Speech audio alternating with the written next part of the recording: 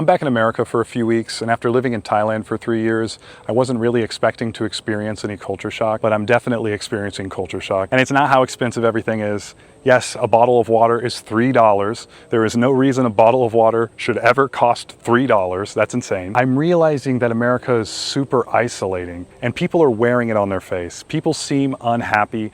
It feels really lonely here. And I think what it is like you wake up in the morning, you have to get in your car by yourself, and you go to work by yourself, and then you're at work with your coworkers, work, and you get off work, go get in your car by yourself, drive to your house, and then you're just back at the place that you sleep before you go to work. When I'm out in the world and I see Americans, they all look sad. And it's not that they all look sad, like some of them look happy, but there's like this veil of sadness that I see. And I think I was blind to it before I ever moved to Thailand. And I'm realizing now that I think this is just the way that it's always been, and I don't like it. I'm so thankful I moved, but at the same time, it breaks my heart because I don't dislike America, but I'm really glad I don't live here. See, the thing about America, man, is that you always felt uneasy, right? You always felt uneasy. It didn't matter where you was. Like, you could be in a government building, you could be at school, you can be at work. There's like this feeling of like, I don't know, something's not right. And that can be whatever environment. Hell, even if you're going to church, you can still feel uneasy. I remember when I first went back to America from Santo Domingo, Dominican Republic. I had to go back and get some more stuff, basically close up shop, do something with the car, and close up shop with the job and all of that stuff. And man, it was just, when I was there, it was just a immediate emotional change, right? Immediate. I'm talking about when I first got on the plane, I was like, man, I already know what's about to happen. I'm not about to like this, because I had to stay for a few more weeks before I came back to the Dominican Republic. And when I was there, it's the same old, same old. It's like everybody's at war with each other, man. Everybody's at war with each other. And if you ever left the United States and came back, you understand exactly what I'm talking about. It's just an all-out war. Everybody's looking, and I was flying into Dallas, Texas, the city of hate, right? That's their nickname, right? The city of hate. I was flying back into Dallas, and man, already, just people being rude. I remember when I ordered an Uber, right? I ordered an Uber. Mind you, Uber's just for me to get back home, right? A 30-minute drive. That Uber was like over $100. I was like, no way, Jose, I'm not paying that, right? So I ordered a shared Uber, right? Which brought it down to like $50 or whatever, right? So I'm the first one that gets in the car, and a chick had got into it with me. We went and picked her up, and I looked dead at her as she got in the car, and like a normal person, like a regular gentleman, right? I said, hey, how you doing? I looked her dead in her face. Hey, how you doing? Hiya, howdy, how are you doing, right? And this B.I.E., she looked at me and then said a god dang on word. I'm like, all right, bet. I'm like, bet. I just smiled. All righty then. Because I already knew I was going to be back up out of here. I was like, this is one of the reasons why I am so glad that I'm leaving, right? Because it's just, not even just the women, the men as well. You could be waving at somebody, hey, how you doing? Don't get me wrong, nobody is obligated to speak to you, right? No matter where you are, right? I've said hey to people here in the Dominican Republic. Sometimes you don't get a response, right? But for the most part, you say hello with a smile. People will greet you the same way with a smile. But in America, no. People will look you up and down. It's weird. It's weird to speak to somebody in America, right? And as a people watcher, I can attest to this, right? I've literally sat on my balcony in my neighborhood. I've sat in parks, right? Everywhere you can think of, restaurants, bars. I've literally watched people walk right past each other, walk right past each other. Don't even say a word. Don't say nothing. People will walk by, their head down. People in the grocery store, right? They'll run right into you, not say excuse me. People are try to scramble around you, squeeze in between places. You got to look at them crazy just for them to say something to you, right? And I've done that several times. People try to squeeze past me. I'm like, you want to catch your elbow or something? Oh, sorry, sir. Sorry. sorry. I mean, you couldn't say it. You just couldn't have said, excuse me, right? People in the United States lack like basic human decency, right? They lack human decency. And I just don't understand at this point, how people can't see this. Because, or maybe. This video is sponsored by American Luxury Concierge. If you're planning a trip to the Dominican Republic, don't leave your experience up to chance. At American Luxury Concierge, we help American travelers experience the country with confidence. From airport pickups and private drivers to customized itineraries and concierge services built around you. Visit AmericanLuxuryConcierge.com to book your trip, and we'll see you here in Santo Domingo. People have lived in it so long they think it's normal, right? And I've debated this with people, right? Especially people from Dallas, Texas, the city of hate. I hated that city so much. That's probably the worst city that I've ever been in. I don't know how people stay in Texas. I don't know how people stay in the DFW. It is literally a dang-on war zone. And I don't mean people running around skinny pop-popping and shooting guns or nothing, but it's a spiritual war zone, right? It's a psychological war zone. I would never, ever, I would have to just for, storage sake. I still got clothes and pictures and stuff. That's the only reason I'll drop back down. But besides that, I'm in and out. I would never set foot in that place. However, like a place like Dallas, Texas, people are used to the hate. I used to go back and forth with people. I used to tell people, bro, this city is not it. People walking around mean mugging, people ready to tear each other's heads off. They ready to scrap with you. They ready to fight you. One little word. People are rude. People are hateful, right? People are divided. It's just very idiotic the way that a place like America operates. And the reason why I say a place like America is because we're the so-called leaders of the new world, right? We're the so-called leaders of the world, right? We're the one that's supposed to be leading the front on progress. We're the ones that's supposed to be setting an example for everyone else. The only thing we've set a good example for is how to bully people, how to spew out hateful rhetoric, and make money. That's about it. The United States in 2026 is only good for making money. That is it. This is why I'm steadily encouraging people. Hey man, you get your passport. Hey man, travel, right? Stack you up a cool 10,000. Go on leave. Tell them folks, you got a mental, you depressed. Tell them folks you ready to jump off a bridge or something, right? Tell your doctor that you ready to jump off a bridge. Tell them, hey, I'm having these horrible thoughts. I need to take leave, right? You legally protected.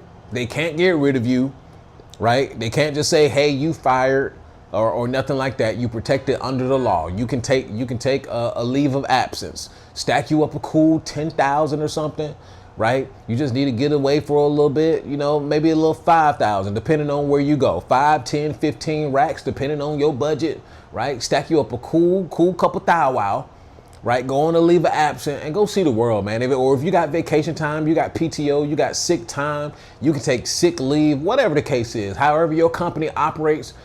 This is why I continue to encourage people, go and see the world, man. Go and see the world. Once you get out of that hateful bubble that we call America, once you get out of that rat race bubble, it changes your mindset. Now that's not saying that once you get somewhere else, especially if you're young like I am, 30 years old, once you get to another place that you're not going to have to work, right? You're still going to have to work. I mean, you still got a long time until you in the ground, right? I mean, you gotta from 30 years old and beyond, from 30 years old and below. I mean, you still expected to live to around 70, 75 years old, over 75 if you're lucky. So you still got a whole lifetime to live. So yeah, you're still gonna have to put some work in.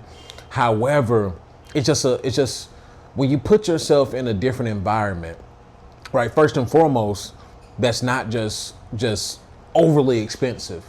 America is overly expensive for no apparent reason, right? It's just ridiculously, right? I got the word right. Ridiculously expensive for no reason. They just drive up the prices just because they can. They drive up the prices because America's not going to say nothing. Here's the conundrum, right? Here's the backwards thinking. I think that's a better phrase. The backwards thinking is people think that paying more is better, right? Don't get me wrong. That's true in some cases, but not most cases. Americans have this backwards thinking that just paying a bunch of money for something, means that it's better. No, because many people who know cars will tell you a BMW is not better than a Toyota Camry, right? Based on functionality, based on the cost of maintenance, based on the cost to fill up that gas tank, based on sourcing parts, right? Longevity. Oh, the BMW don't even fare with a Toyota Camry or any Toyota. Toyota was built to last. BMW was just built to go fast, right? BMW was built to just showcase, a specific type of ingenuity, right? You got to respect BMW for what it is. You got to respect Mercedes for what it is, but it is not built to last, right? It's built for you to show your class, right? And show your ass, all right? But Toyota, on the other hand, is built for something completely different. If you're actually a car enthusiast, you would know that Toyota, you would pick if you were solely to pick a car for your daily driver, right? Toyota will win all day. If you were to pick a car for longevity, you would pick Toyota all day. However, in America's backwards mind, we're going to pick the BMW all day. Why? Oh, because of the symbolism, the materialism that drives our society. Oh, the BMW costs this. You driving a Toyota. Okay, I'm saving way more money than you. And then 9 times out of 10, a lot of people who drive in those high-end cars really can't even afford it. They got it on good credit, still paying a dang on a rent or a mortgage for the car note, right? Meanwhile, somebody else they have a 2005 Toyota with 200,000 miles on it. They keep up the car maintenance. It runs like new, and they don't have to pay dang on $3,000, right, to get tires replaced, right? When the transmission or the dang on something happens with the fluids, cooling or something, they ain't got to pay $5,000-$10,000, right, to basically a down payment to get it replaced. No, most of the parts in a Toyota, especially you have some of the older models, what are you going to be paying $1,000 at best, right? Tires, all 4 tires, what you going to be paying? $500 at best, $600 or something like that. So we have this backwards mindset of paying more for things, and that's why we haven't seen any kind of resistance these past few decades. Every time prices go up, but wages don't. Right? You're paying more.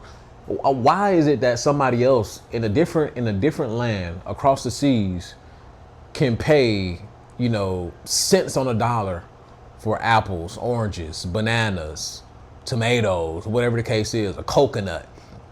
Why is it that somebody across the planet is paying pennies on a dollar for something that we're paying $4, $5, $6 for in some cases? Why is it that we're paying, $20, $30 for a whole meal when across the seas you can get you can probably get 2 or 3 meals for that same price? Why is it? Why is it? Because Americans are stuck in this mindset that the higher the cost, the better it is. And that's where they tricked us at. That's how they tricked us into paying more for something that doesn't even deserve that. That's how they continuously trick us out of our spots, right? And at this point, you know, I've gotten to the point where I'm asking myself, is it really the best country in the world? And what metric? Sure, we have some good infrastructure comparatively to, you know, the rest of the world. Yeah. I mean, we have some of the most prestigious universities in the world. Yeah.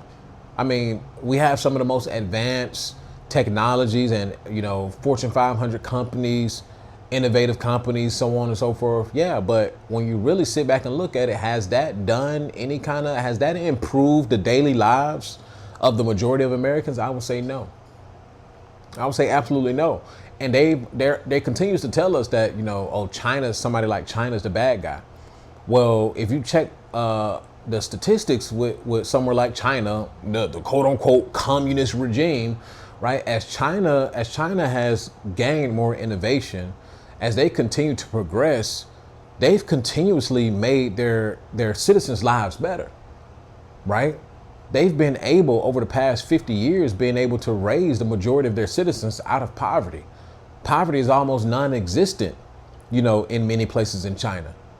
However, poverty is getting worse in America, right? This is so-called the system, the greatest system that's supposed to work. However, it's pushing more people out of the system, right? It's pushing people to the brinks of society. So just many things that are wrong with America. Welcome to the afterpill.co, your one-stop shop hub for everything that I offer. Whether you're here to book a one-on-one coaching call, join the Patreon community, explore Horizon Atlas, your relocation app, or access my latest content and resources, you'll find it all right here. Choose your path, take action, and start building the life you want. Have you been thinking about leaving America, but you just don't know where to start? You don't know what to look into. You don't even know the process. There's an app for that.